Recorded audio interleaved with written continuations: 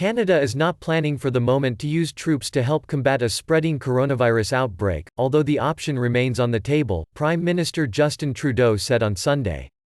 All 10 provinces have declared states of emergency and ordered people to stay home.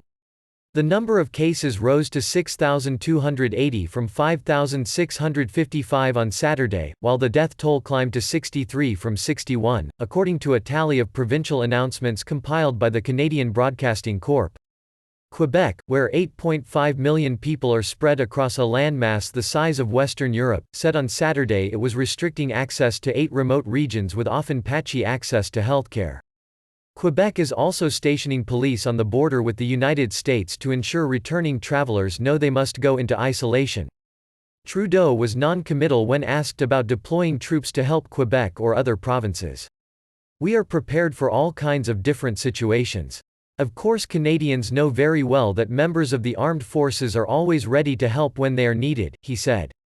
"For the time being, no one has made specific requests about this and there are no plans now to carry out operations in Canada with the armed forces," he told a daily briefing, later adding that, "We are not closing the door to any scenario." Almost half the people in Canada with the coronavirus are in Quebec, where Premier François Legault said on Sunday that the incidence of new cases appeared to be stabilizing. "Don't give up," he exhorted people who might be tired of staying indoors. Quebec pork processor Olimel said on Sunday it was closing a hog slaughter plant in the town of Yamachiche for 14 days after 9 employees tested positive for the coronavirus. The plant employs 1,000 people. An Alberta packing plant halted cattle slaughter on Friday after a worker was diagnosed with the respiratory disease. Trudeau also said Ottawa would spend more than $200 million $145 million on additional help for vulnerable people such as the homeless, women and children fleeing violence, as well as counseling services for the young.